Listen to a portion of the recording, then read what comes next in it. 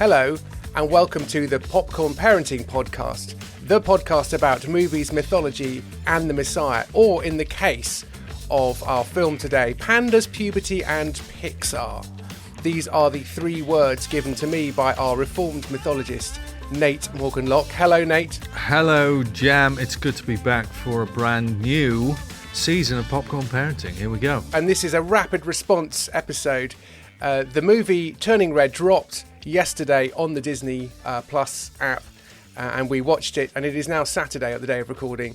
So we are responding, reeling, recovering from the movie in ways that we haven't really discussed it much before. There was a little bit of back and forth. There was. Via text. I'm intrigued to see where this one goes. That's right. Yes. So let's dive straight in. A few cold hard facts just to get us going. The movie Turning Red is the latest Pixar movie, screenplay by Julia Cho, who I believe had previously done a short movie for them about, I can't remember what it was called. What was it? Bao? That's right. Is that how you pronounce it? I think so. Something like that, which was a delightful little short, and then they gave her a movie, and the movie, which stars Rosalie Chiang and Sandra Oh and Ava Morse and various other voices, came out on the 11th of March. It's 100 minutes long. Again, like most movies, slightly too long, in my opinion. And I think we're going to stop waggling on the tea. Normally, I say how much it cost to make and what it took at the box office. That apparently is no longer a consideration. And that in itself is a discussion for another podcast. No, they didn't want to put the Panda Girl up against the Batman in the box office. So they just stuck it on Disney Plus. Why don't you give us an inner world, okay, Nate? Well, this inner world is tricky to do because it's just in Toronto in 2002, in the life of Mei Lin Ling, who is a 13-year-old girl. She's Chinese by ethnic background, but considers herself both Chinese and Canadian, having lived in Canada for her whole life. And she undergoes a dramatic transformation into a red panda. Not just a red panda. I must say at this point, red pandas are one of my favourite animals. I did see a red panda not that long ago at Noah's Ark Zoo, which is just off the M5. Okay. Just north of Bristol. And they're not very big. But the red panda in Turning Red is gigantic, 8 feet tall. And that adds to the cuteness factor in a weird way. And also the I suppose it's symbolic of just the massive explosion into this girl's life of discovering that when she has heightened emotion, she becomes this giant, cuddly, furry beast. So that's basically the story. That's the world she lives in. And I made the mistake of watching the making of documentary immediately after watching the movie last night. Oh. And I only got about 5 minutes in before I just had to turn it off. It's called Embracing the Panda. And in the intro, before they even really start off their making of, the director says, the red panda is basically a metaphor for magical puberty. Okay.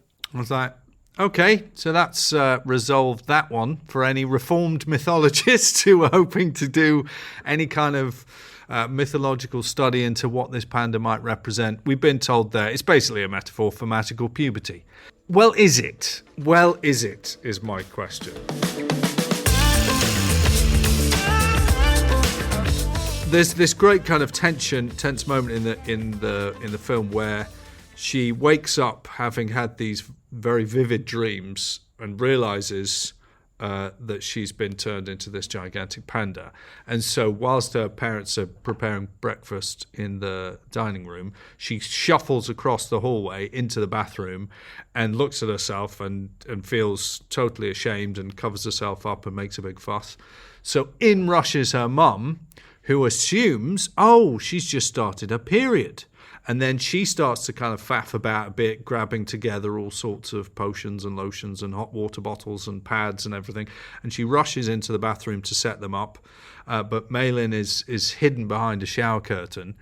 And so you're thinking, oh, right, the mom thinks that, this is just about puberty. doesn't realise what's really happened. How is Mum going to really react when she discovers that she hasn't just started a period, but in fact she has become a gigantic red beast? When she then discloses that information, her mum says, "Oh yeah, I was going to mention that, but." And it's surprising that she didn't think of that first when her exactly. So it's child said, "Look away, I'm hideous." Exactly, it's a major plot hole. But the backstory is then given that each female in the generations of Maylin's family has the blessing initially, which becomes an inconvenience and then really considered a curse, of turning into a gigantic red panda when they have strong emotions. Here on in, it's probably fair to say that there are going to be spoilers. So if you haven't watched the movie yet, then I'd watch it, or continue to listen if you just don't care. Because, there is an extent to which, when we talked about Soul, we were happy to spoil the ending because the movie spoiled the ending, because the movie was spoiled. Yeah. I don't feel quite so let down by this movie as I did by Soul, because I really care about jazz in a way that I'm not so bothered about Chinese girls living in Toronto in 2002. So it didn't feel like this was aimed at me, even though I have a young teenage daughter and one who is not yet a teenager. Yeah. So obviously it speaks into that to some extent. With this one, it's a very personal story, and we'll get into this later on when we think about the development of Pixar, their shift as a storytelling organization. But it was a very personal tale, and we needed to be told about this particular young girl who went through this very personal experience called puberty. At which point I want to say, well, is it? Is it really? Is it really that you're the only person who's gone through the horror show that is known as puberty? Or perchance, has every adult human being gone through this experience and not decided that it was the most traumatic thing in the world and needed to make a feature-length movie about it? Okay. Maybe there's something where you're making a big deal out of something that really isn't that big a deal. And the more you make a big deal out about it, and this is where I think it's actually an issue, is that I was watching it with my daughter who's 9 years old, and my wife had to turn to her and say, if this is about puberty, just know that it isn't this big a deal. It's not this big a deal. It is not you turning into a giant red panda and exploding all over the place and turning into a terrifying monster.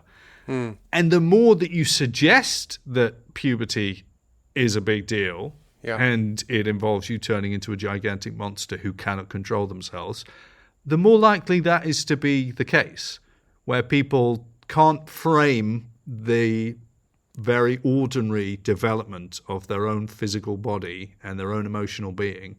They can't frame that in any sense, and they just have to be told, oh no, you're a caged beast that must be unleashed upon the world.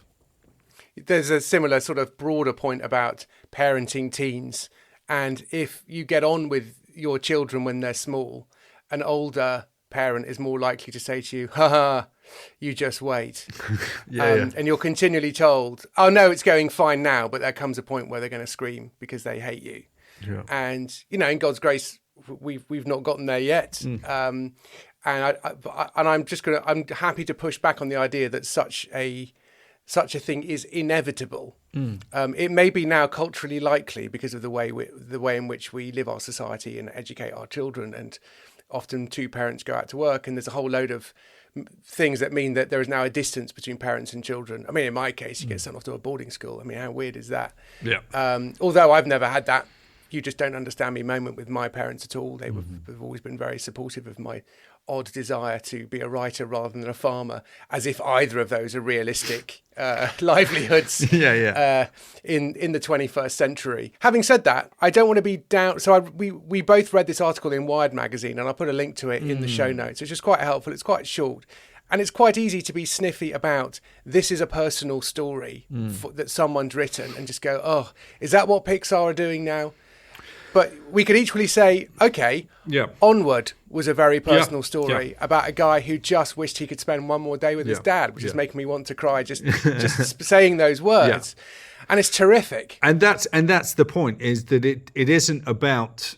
It's not about, and we'll get into this, we're sort of blending all of our P's at this stage. It's, it's Pixar. P's everywhere. P's all over the table. Yeah, the issue is not that Pixar have moved from universal story to individual tale. The issue is the basis of the philosophy behind those stories. And the challenge with Turning Red is not that we tell a story about a girl becoming a red panda as though it's sort of metaphorical for her growth into womanhood. That's not really the issue. The issue is that she doesn't learn anything. She doesn't change. She begins the film as this fairly obnoxious, look at me, I'm 13 years old, I do what I want. She has all the hallmarks of Lucy in Charlie Brown, but without many of the redeeming qualities. And she's got a group of friends, and she thinks they're great, and that's fine. And she likes this boy band, and she's a fairly ordinary 13-year-old girl. But the issue is that she doesn't learn anything. She doesn't sacrifice anything in this film. And when you get to a situation where you are not changing as a character, you are not genuinely growing, you're a less valuable character in the kind of public consciousness. I can't learn anything from Mei Lin in Turning Red other than just be me. Just be me. Everyone should orient themselves around my coming to terms with my own identity, my own sense of self. That's the only thing. It's exactly the same as Moana, in which you're told at the end of the story, what was your great discovery, Moana? I am Moana. What's your great discovery, Mei Lin? I am Mei Lin. And it wasn't as though we had, at the beginning of the film, loads and loads and loads and loads of people saying to either of those two characters, you're terrible, you suck, you'll never do anything, you'll never amount to anything, McFly, right? Yeah. There's no... Hello. There isn't really an obstacle. There's nothing for this character to overcome. Only just that they have an experience and that they believe that they're valuable at the end of it just as much as they did at the beginning of it. So that was my issue with this film, not that you can't tell a very brilliant story about a girl coming of age in 2002 from the Chinese-Canadian community. It's that the character is just pretty obnoxious and doesn't learn anything. Yeah, and is not really made less obnoxious by the experience. And I guess this is something that, and I'm going to credit you with this, because when we did exchange a few messages on an app, you said something which I thought was really helpful, which was that she doesn't really need to learn anything, like lots of girls, because therefore she doesn't really change, because the world should change for them. And what actually happens is it's not just she doesn't change, but her mother changes. You could argue that the movie is actually about her mother, not her. Yeah. In the same way that Encanto is actually about the grandmother. Yeah. And we've got an episode about Encanto coming, which we've already recorded, which has got similar themes, but it's actually very different from this. Yes. Because it doesn't set family against friends, which this movie does. But it's interesting that she decides she's going to keep the panda, and her mother, her grandmother, and all of her aunties suddenly have to rearrange absolutely everything in the universe for her. And then at the end, she still says, you know what? I'm still going to be a panda because this is me. It's like, you've been reconciled with your friends. Yeah. I don't really know why you need to cling on to that. With this, that felt, in story terms, very puzzling. We should go back to what is the origin story for this family having the red panda, right? That is interesting thing. But just before we do it, the sacrifice idea, right? So when we did Moana, and I forget which season we did it, but we compared Moana with It's a Wonderful Life. And we said both of these characters James Stewart, George Bailey. So George Bailey and Moana have wanderlust. They want to break free. They want to rush to the horizon, but the community needs them. Now, George Bailey sacrifices his wanderlust for the good of the people of Bedford Falls, whereas Moana fulfills her wanderlust in order to satisfy the needs and aspirations of the people of Motunui, right? So hero becomes hero by self-sacrifice in George Bailey's case, or self-fulfillment in Moana's case. When I was watching Turning Red, I can't remember which of her friends it is, but one of them, when they first discover that she can become a giant red panda, says, "You're like some kind of werewolf." And I was like, oh, that's what this is. This is Teen Wolf. This is Teen Wolf from 1985 with Michael J. Fox being a basketball-playing werewolf. Oh, because when you think Michael J. Fox, you think basketball player. Yeah, of course you do. Just when you think Jack Reacher, you think Tom Cruise. Yeah, exactly. Yeah. Michael J. Notoriously tall Michael J. Fox playing the part of a werewolf. And I'm not sure how that's supposed to help you play basketball, but nonetheless it did in 1985. It made a lot of emotional sense at the time. Playing for his high school basketball team, the Beavers, Michael J. Fox manages to create a kind of wolf mania, wolf fever around the town. And he, succeeds, but it makes him a terrible person, right? This success goes to his head. He becomes very proud and thinks, I can do it. And so, in the course of the film, he must deny his beastly nature. He must sacrifice that part of himself in order that the community and his team, and he should get the girl and all that sort of stuff. But it's heroes sacrificing a part of themselves. In this film, in Turning Red, everyone else has to sacrifice their own red panda. We'll get back to the origin. But and the gig. And the gig. Oh, yeah. And then everything's ruined, right? Yeah. But she gets to keep hers because... this is me. This is me. I know best. I know better than all my ancestors and the municipal principality of Toronto, or whatever it would be, and the Sky Dome, which has been destroyed. Like, there's no consequences for my desires being met. I mean, that's literally just the message of Turning Red. We're back on pandas now, I think. Yeah, we're back to pandas. We're back to pandas. And interestingly, the origin of the great grandmother who becomes the first giant red panda is very similar to the backstory of Encanto, which we get to in a different episode. But it is that in a time of great war, she summoned the power of the red panda to protect her family from the evil that was outside. And through the generations, that ability to morph into, like a kind of animagus from Harry Potter, to morph into this giant red panda was given to the women within this family. And when they moved to Canada, that wasn't seen as such a blessing and became apparently quite inconvenient. The trouble is that Mei Lin's red panda, she uses not for like the protection of, the people against the evil. In fact, she protects anyone from any evil. It's protecting the people at the Four Star Town. Is that what the name of the band is? Four Town? Four Town. At the concert. And there are 5 of them. I mean, that's funny. That is a good joke. That is a good joke. Credit where it's due. She does sort of, with other, grandmothers and aunts' help, protect them from her own mother. Where you're like, oh, that's a weird thing. The only evil that you can sort of comprehend in the world of Toronto in 2002 for this 13-year-old girl is her own mother. You're like, that's kind of interesting. But then she could use the fluffy giant red panda as a money-making thing for the temple, as a thing for selfies and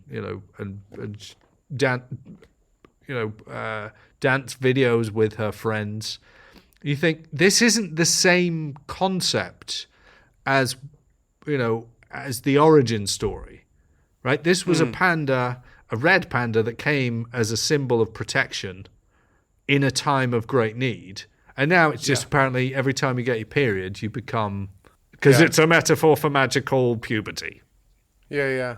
I mean, that correlation does not really track particularly well in the movie, in my opinion. No. But also, as you were saying that, I was just thinking, oh yes, because where the panda originates from, which is a time of tribal war and unsafety and death and starvation and all these kinds of things in Chinese history, compared to Toronto in 2002, which either Toronto or Vancouver, I think, was deemed to be the best place to live in the world. Right, yeah. There are always these, every year there's like we have balanced cost of living and accessibility to nice restaurants and accessibility to lovely countryside and everything. And it's usually Vancouver or Toronto. Yeah. And so it's like, okay, I mean, that's quite a different thing, isn't it? Yeah. And the question, which is going around at the moment, given that, we're now living in a time of war again, because apparently it went away, and our shock and outrage that we've had, two of these four horsemen of the apocalypse have arrived in fairly recent succession, is that people can't come to terms with the reality of the world we live in. We can't come to terms with evil and sickness and death. We basically think we live in a nice, safe place where nothing bad ever happens. And that must be something we can just spread around the world, with a bit more education and a bit more technological advancement, a few more Pixar movies, a bit better storytelling. We are going to turn this world into a new creation. Now, that's missing something quite profound, I think, in terms of making that happen. But what a film like this does, in which the main character doesn't have to change, doesn't have to sacrifice something for the good of those around them, lives an incredibly self-centered life, is that it does not prepare you for the real world.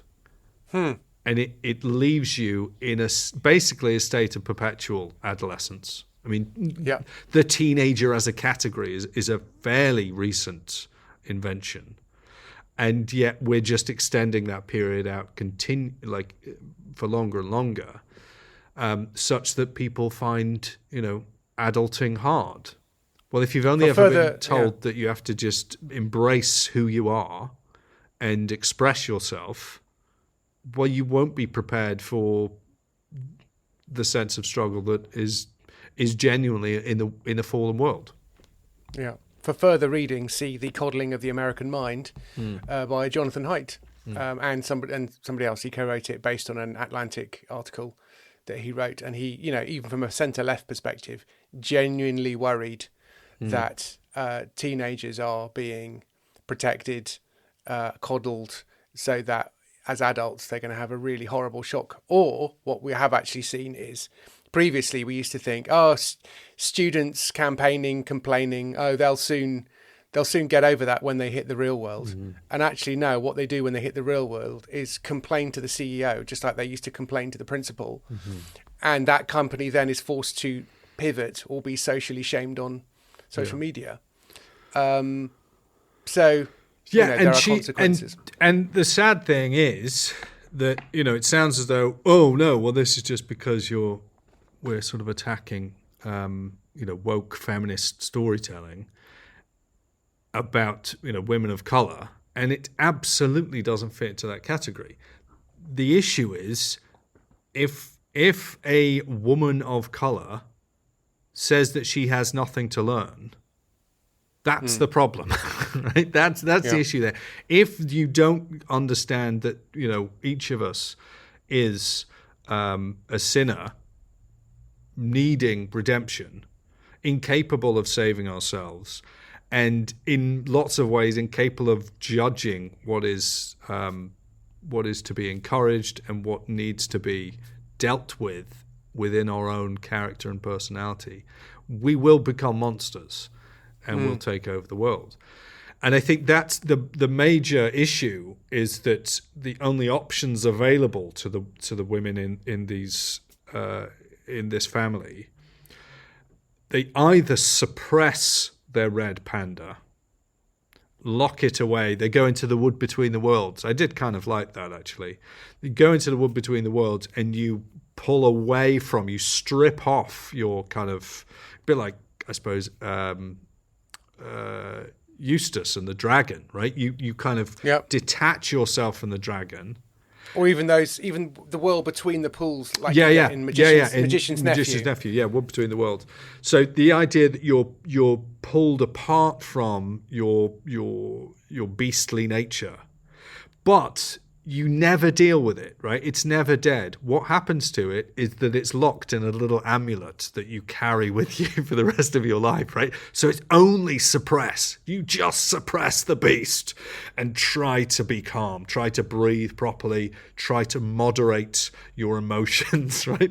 Which, as Malin knows, it's like, you can't do that because there's fluffy puppies and there's like boy band music and there's emotion, right? So the only other option within this category of thinking is express yourself. And that's what Malin chooses to do. And it's this horribly kind of post-Freudian kind of repression or expression. They're the only two options. Whereas as Christians, we want to say, no, there's the possibility of forgiveness, right? You can actually grow as you kind of die to your sin and are raised up again in new life, right? The process of resurrection, the idea that your emotional outbursts are not just something that should be, celebrated, or something that should just, you pretend it's not there. But in fact, you just say, look at me, here I am, a beast. I need you, Aslan, to de-dragon me, to strip this away, and that will be a painful experience. And so the kind of the dragon, the red moon ritual that they take part in, which was fascinating in itself, can only be a repression. It can only be a push it down, keep it quiet, and present yourself as a kind of serene swan on the surface, even though we know you've got all this other stuff going on. It's quite clear to listeners by now that neither of us particularly like the movie. And that doesn't really matter, really, because if your kids are going to watch it, you want to have a conversation with them about it.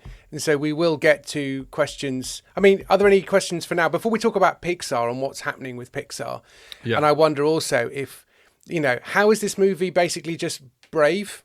And is this movie not just sort of Inside Out as well? I don't know. Maybe we'll get onto that. But in the first instance, let's just get some quick wins if we can. Yeah. What are we talking about with our kids who've seen it? Bearing in mind that actually my kids don't sound that sold on it and might not even bother. Yeah. But if they do, it'd be good to have some conversation. Yeah, I think there are definitely really helpful conversations to have around puberty. I mean, the fact that you've got a girl in a animated movie that is available for loads of people and has had lots and lots of money thrown at it, and has got some, there's some fun bits to it. But I can't think of any. But sure. Well, the fact that there is a mother having a conversation, albeit a very painful and embarrassing conversation, about starting your period, is a maybe a useful one for a lot of mothers. I mean, the dad has one conversation in this film. Yeah. And he's pretty useless. We didn't need that conversation either. Yeah. There wasn't really. Yeah. You could have lost him in the whole movie and not really. Yeah. You could have, But there's conversations about the fact that your body's going to change, and how do we, prepare for that so that we don't put ourselves in a position where it has to become an absolute nightmare. It has to be the worst day of your life, right? And the fact it's encouraging for mums that you literally can't do any worse than the mum in this movie. I know. Well, that scene when she is kind of hiding behind a tree and wanting to hand out some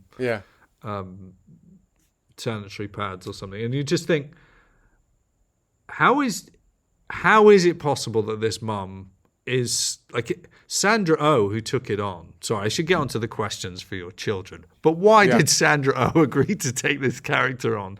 It's like you're the stupidest, and you're the only person who's evil in the entire story, and Well, no, but she's now a victim because of her mother. In a way, she is. Do you not think? Well, she kind of was, but then she was the one who turned it to them. Anyway, there will be questions for your daughters around going through puberty and the particular things they need to be ready for, the kinds of sort of pain, and really you want to have been talking about that for a long time beforehand, right? You don't want to suddenly sit down and we've got to have suddenly a conversation about periods. Now you're 10 years old. That needs to be, and I'm sure people will be well aware of this and have done all sorts of work to help them parent their children through puberty already. But I think that's an important one to say. Well, maybe to ask, how do you think Maylin's mother reacted to her being about to start her period? How did that go? And what sorts of things are you anxious about as you think about growing into womanhood? And also a conversation for your sons, right? Are they aware of that this is a thing that's going to be happening to their sisters, the girls around them? How familiar are they with the menstrual cycle and how to help, how to be useful, and how not to kind of turn it into a disaster? I suppose the other thing when it comes to this and on puberty is that there is a kind of sexual awareness that Maylin has, which her mother also deals with in the worst possible way when she takes those drawings into the Dairy Mart and says to the guy behind the counter, did you do these things to my daughter? And you just think, you are the worst mother. Like, what is going on? You're protective. Yeah, and that's clear, though, isn't it? I mean, that's It's clear that she is out of her mind. But also thinking that there are issues around, sexual attraction, and preparing your children for the fact that they are going to be attracted to people in a way that they don't quite understand yet, and they'll have these sort of fuzzy feelings. If they understand that is because God has made human beings to be sexual beings who have been set into his creation to go forth and multiply, and that this is something that, as part of the fall, has been distorted and pulls us in all sorts of terrible directions, and that we need forgiveness, we need direction, we need the institution of marriage, as the place for our sexual activity to happen. That kind of conversation is obviously a huge one, but it's one that parents will need to be having with children from the youngest age. I think that might want to change some of the terms that you use for things if you want, and you only need to tell them what they need to know at particular times. But if you're not going to go forward with that conversation, well, the culture is not going to stand and wait for you to have it. That's probably one of the biggest conversations that parents are going to one of the biggest conversation topics for parents to be having with children as they're growing up. If you want to get in front of that, quite a long time ago in June in 2019, the Faith in Parents podcast, if you look up Faith in Kids podcast, the Faith in Parents one, 13A and 13B with Dr. Liz Jones from Lovewise, did a really good job of just helping that conversation take place and actually seeing the change of puberty into a good thing.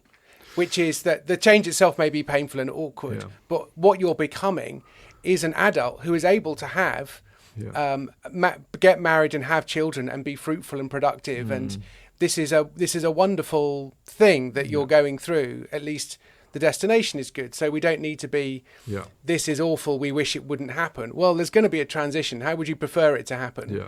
That I'll put a link to that in the show notes, worth listening to.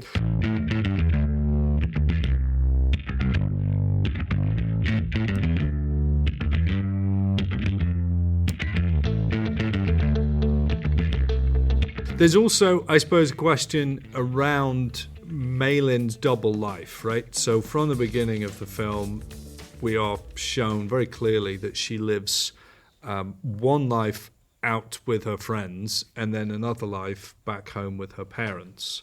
And the question is, which one of those two is going to win out, because it's unsustainable. You can't live that double life for very long.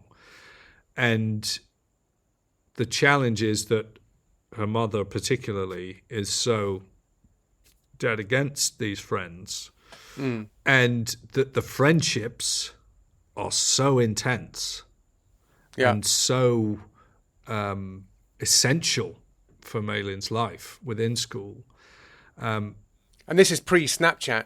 Yeah, and she has to... She's the one who's got to mediate between these. Like, no one else can help her. No one could possibly help her to resolve these two different worlds and to find a sense of identity in the midst of them. She must be one or the other. And I think that is something that a lot of Christian teenagers experience. So I used to play how good are you at playing the Christian teenager game? And that is, you have to be a different person depending on who you're speaking to. And so you're one person with your parents, you're one person at your church youth group, you're one person with your friends at school, you're another person when you're online, whatever it is. How do you ever know which one's the real you? And it's almost impossible. There's a wonderful verse, I'm going to find it in Philippians, where Paul says, because you're trying to keep everyone happy all the time. That's the struggle, and it's exhausting because, the worst thing is when two different groups of people meet. Yeah. You're like, oh no! It's like classic kind of, comedy setup, that someone's got to be two things. Now, where is it? Here it is, in Philippians chapter 2. Paul's writing to the Philippians. He says, "Therefore, my beloved, as you have always obeyed, so now, not only as in my presence, but much more in my absence," right? So he's aware of the tension of being one person when Paul's around and then another person when Paul's not around. So it's like, oh, but which one's the real you, Philippi? Which are you most you when Paul's there or when Paul's not there? He says, not only in my presence, but now much more in my absence. Work out your own salvation with fear and trembling. It sounds like we have to be, doing all the work, like Maylin, right? But then, for it is God who works in you, both to will and to work for his good pleasure. So the challenge with the friends or the parents or the ancestors or the, whoever it is that they're asking you to make them happy. Do what is required to fit in with us. And the great message of Philippians 2:13 is, it is God who works in you both to will and to work for his good pleasure. God makes himself happy with you as he works in you. So it's not, hey, you're going to meet up to my standards. It's no, I'm going to raise you to myself through the work of Christ, so that I'm starting from the point of view of I'm happy with you. And you're working, as lots of people like to say, from approval, not for approval. And that's the struggle with that Maylin is going to face. Are you working to keep your mum happy, keep your friends happy? Eventually, her friends win in this film. But in the gospel, it is God who works in us for his good pleasure. He makes us happy with. He makes himself happy with us as he works in us. And then we can delight in that. It's all good. Yeah. Excellent. Do you know what? I'm going to add a fourth P because we've done Pandas and Puberty, and I'm going to say part 2, we will talk about Pixar more generally. So I think we're going to end that discussion there and pick this up on the next podcast episode, if that's all right with you. Nate Morgan Locke, Reformed Mythologist. Is that all right? That sounds like a good idea. In which case, thanks very much for listening, and I hope that's been helpful. Look in the show notes for quite a lot of links I'm going to bung in there. And stay tuned for the next one, where we're going to talk about what's going on with Pixar. It might be a shorter episode, but knowing us, it probably won't be. Speak to you next time. Cheerio. Bye-bye.